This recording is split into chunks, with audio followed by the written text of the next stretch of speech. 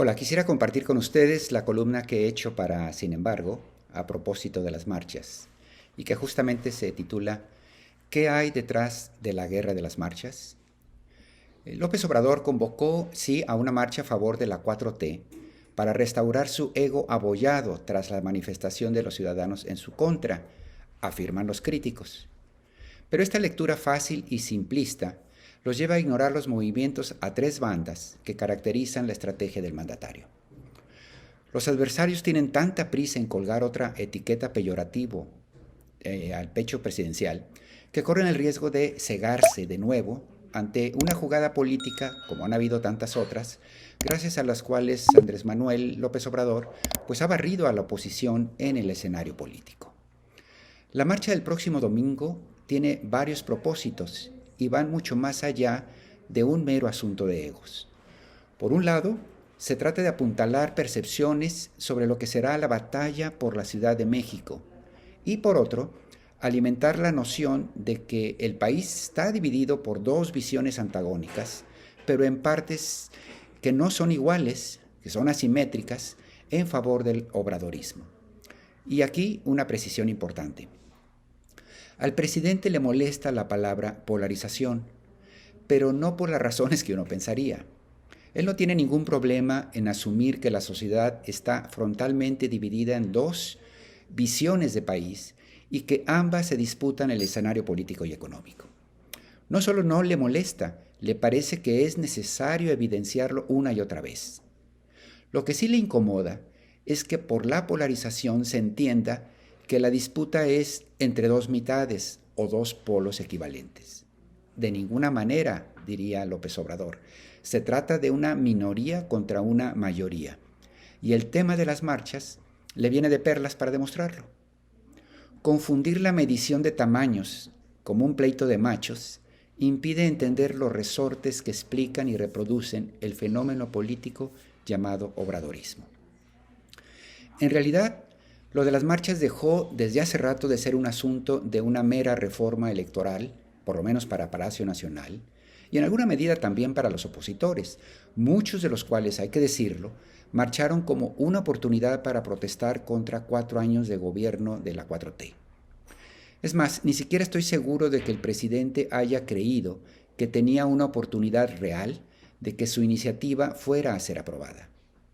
Sabía que conseguir los 2/3 de la votación de la Cámara de Diputados era poco menos que imposible, porque a diferencia de la militarización de la seguridad pública que los priistas sí terminaron apoyando, la reforma electoral, en cambio, iba en contra de los intereses puntuales del PRI, de sus dirigencias y de sus legisladores. Pueden entregar su voto a cambio de una negociación atractiva, pero no a costa de su propia supervivencia. La reducción de senadores, diputados, regidores y partidas presupuestales habría dejado a muchos de los priistas sin empleo y a su partido pues sin recursos. Pero el debate sobre la reforma electoral, incluso si no fuera a pasar, le sirvió al presidente para denunciar durante semanas a los órganos electorales como un instrumento de los conservadores y una expresión más del dispendio irresponsable que caracteriza al antiguo régimen. Este tipo de mensajes son una parte fundamental de la estrategia política para lo que AMLO llama la revolución de las conciencias, y en plata pura es el combustible que necesita para que su movimiento prospere.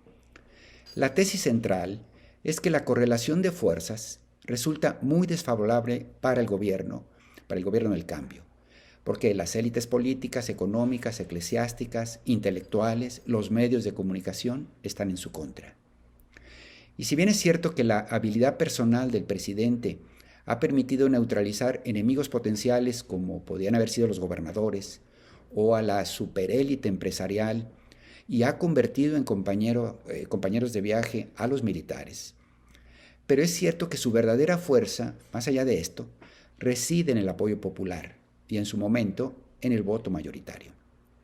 Y para mantener viva esta aprobación y contrarrestar el impacto del bombardeo que busca quebrar ese apoyo, se requiere un recordatorio prácticamente diario.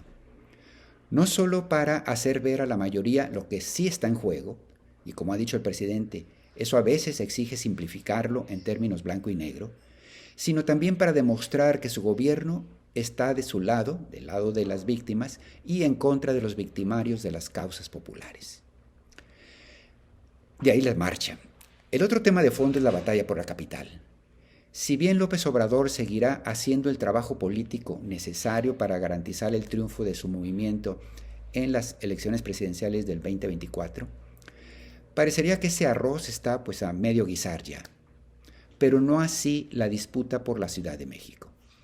Las elecciones intermedias del año pasado, en las que la oposición ganó varias delegaciones de manera sorpresiva, pues sí simbraron algunas de las certidumbres del movimiento. El Distrito Federal, sabemos, fue el bastión histórico de la izquierda en términos electorales y lo ha seguido haciendo durante casi 30 años. Pero el oeste de la ciudad, la parte más próspera, le dio la espalda a Morena y mostró que, por vez primera, las clases medias capitalinas habían votado en contra de la izquierda. Recordemos las primeras reacciones del presidente cuando surgió esta noticia. Hizo duros reclamos contra lo que consideraba una traición y sus críticas a las actitudes aspiracionistas que habían alejado a estos sectores de las causas populares. Más tarde el presidente matizaría estos comentarios, pero el malestar y la preocupación se han mantenido. La capital es símbolo y patrimonio político histórico para su movimiento, por no hablar de lo que una derrota podría significar para una Claudia Sheinbaum que recién iniciara su presidencia, en caso de que se confirmaran los actuales pronósticos. Así pues, la marcha de la oposición quedó muy lejos de ser considerada la muestra de un repudio mayúsculo de la sociedad mexicana en contra de AMLO, como hubieran querido los organizadores. Pero también hay que decir que poner más de 100,000 personas en las calles de la capital revela que la inconformidad no se reduce a las cúpulas e invoca el riesgo de que algo más grave se esté incubando en la Ciudad de México. Y como la política es un asunto de percepciones, el presidente estaría urgido de poner las cosas en perspectiva y mostrar que puede movilizar 5 veces más ciudadanos que sus rivales. En fin, movilización y votos no es lo mismo, pero de bulto se parecen para efectos narrativos. Y eso es lo que está detrás de la batalla de las marchas en el país. Muchas gracias.